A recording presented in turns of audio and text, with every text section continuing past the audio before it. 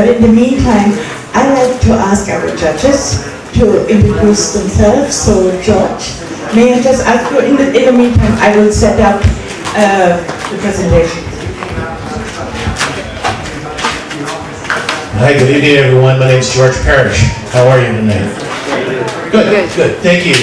First of all, I'd like to thank everybody who's taken time tonight to come here and everything, and to listen to all these wonderful entrepreneurs who are going to get up and talking about their hopes, dreams, and aspirations, because this is not going to be an easy task for anybody to get up in front of a room full of strangers and start talking about what it is that has motivated them over the last 2 or 3 years to get to this point tonight. So what I'm going to ask each and every one of you tonight is to listen very carefully and listen as attentively as you possibly can. And if you think there's something in your network or something in your gray matter that's going to be able to help these fellow entrepreneurs, please don't let them get out of here tonight without you making contact with them. Because most of these companies that are going to be presenting tonight are going to need some help one way or the other, somewhere down the line. And you never know what you might be able to add to their success and your own personal success. Now, personally, I'm an entrepreneur, I'm a mentor and an advisor. I sit on the board of a number of startups here in San Francisco. I'm wildly excited about hearing these entrepreneurs get up here tonight and start telling us about what their hopes and dreams and aspirations are for their companies. So one of the things that I will always tell each and every one of the entrepreneurs that's going to present is that if, in fact, they need my help, I'm going to give it to them. I never turn down anyone that ever asks. And one of the reasons I never turn anybody down is I've probably gone to 2 or 3 networking events for the last 25 years. And by the end of the year, I look back and I've met 600 to 1,000 people in San Francisco that I didn't even know existed on the face of the earth. So you multiply that out about 25, 30 years and you get some idea about how big my network is. So if I can help anyone in this room open up a door or tee something up, all you got to do is come up and ask tonight, okay? And again, thank you all for coming. Thanks, George. So now ask Axel. All right, so I'm Axel. The guy with the S3 Accelerator and the host, actually, or you're the host. I'm a 5-times entrepreneur, kind of similar career than Guillaume, up and down, roller coaster, perfect scenario. And I think all of us who have been there a couple times have the same experience. I mean, you see very successful entrepreneurs here in Silicon Valley, but once you meet them, they tell you a story there, you say, really? I had no idea that you went through this. And so I think this is the perfect scenario for pretty much everybody. Today we'll have a bunch of startups coming, entrepreneurs who are presenting, and as the judges board, we're kind of doing a rating. But I wanted to tell everybody that coming up here, this is already won. So you won already if you made that step and built your company. And even if you may not win, the number 1 or 2 or 3, which is basically a game, you will most likely win in your career as a CEO, as a founder, as an entrepreneur. And so I'm just going to say, if you're not the number 1 today, just don't care. That's part of the game, it's part of the entertainment, and you'll probably see, okay, there may be something that I did not do right or not perfect, and you're going to come to us and ask why that may happen. We're very happy to help you, turn on the dials and on the needle. Thank you. Okay, thank you. Also have Guillaume with us today in the jury. So now I'd like to welcome Gabi, is the right way to pronounce it, with onset. So Gabi, may I ask you, how many miles do you have, air points and miles do you have on your account? Total more than 3 million miles that I've traveled, about 2,500 nights in hotels. Wow. So every flight attendant said, "Oh, hi, Gabby." They actually know me by name in most airlines.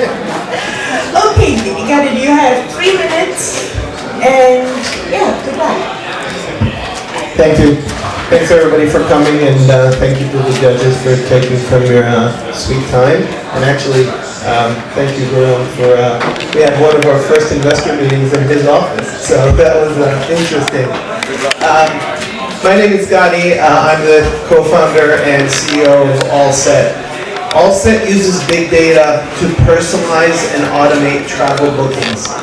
We work with travel companies, all the large travel providers that you're familiar with and heard of, and productivity apps to help people automate their travel experience and personalize that booking experience. Now, as you just heard, I started this company after doing two things for about a decade. One was I ran product management, product marketing, business development for a bunch of big data companies, way before big data was actually called big data.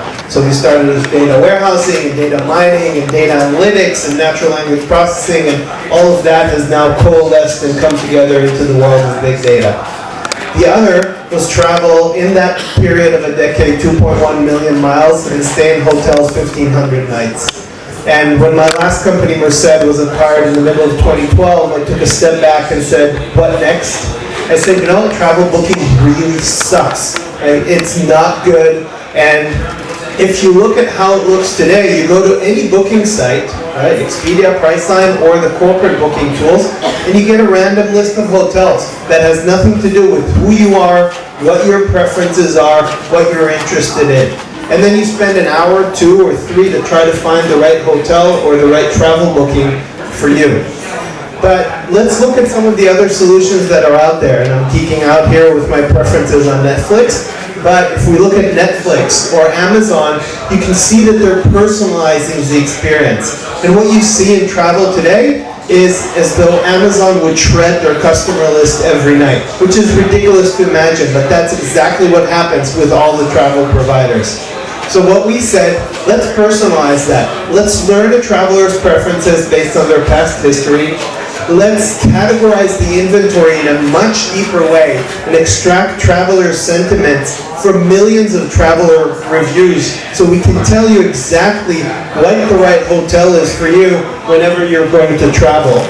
And instead of you looking through a random list, you get a report that tells you here are the 3 hotels that meet your criteria. This is exactly why they meet your criteria. And by the way, you can dive in deeper and get a detailed report card that tells you why these hotels are good for you.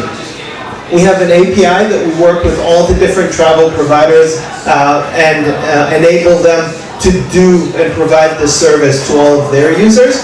And we also provide this to different app solution providers as a great monetization strategy. So if you like to travel and you want to automate and personalize that process, come talk to me, come talk to Andrew on our team after this presentation. Thank you very much. Thank you so much. Any questions from the judges? Yeah, so your comparison with Netflix is really compelling. It's a cool story. I would love to have something like that, being a traveler myself. How many users use your technology today and be totally excited and tell you all about it? So as I mentioned, our go-to-market is a B2B model. We have a few thousands of users that are actually using the application today, both direct and with our first B2B2C partner, which is AnyDo, the productivity app. We also are in our first pilot with one of the big online travel agencies and the first pilot with a big travel management company right now. So we're looking at millions of users, but they're not direct to us. It's more an observation and maybe a question, but your model reminds me of what Criteo was originally. Before Criteo became the leader of advertising retargeting, they had exactly your model for e-commerce sites. They said, Amazon has recommendations, but most of the e-commerce sites have recommendations. So the good news and the bad news. The good news is they're now listed on the NASDAQ, The bad news is they totally changed their business model. And so it's an observation because it might work for you guys. What they ended up doing is instead of trying to go through the painful process of having to convince all of the retailers one by one, which probably takes you 6 months when it goes fast, 2 years when it's not, they decided to buy ads and resell those ads to the retailers. So if you're really good, if you're really good at making, you know, this 90% improvement, why don't you buy ads and resell that to the travel sites? Just that. So we actually started off with, and this is a year and a half ago before, well, when I say we, that was me.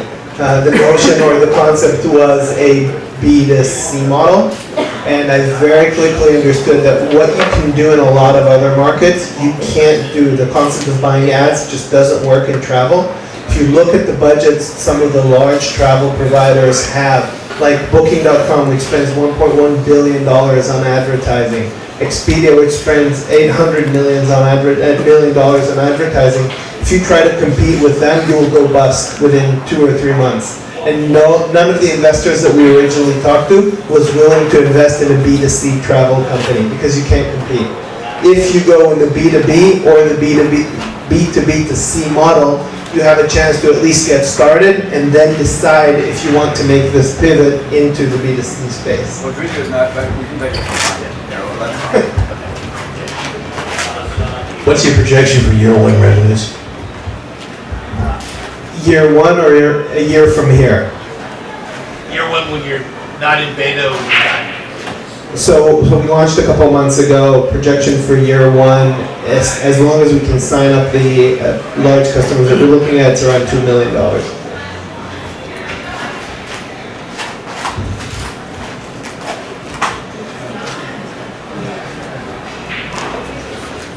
Okay. So thank you so much. Big hands for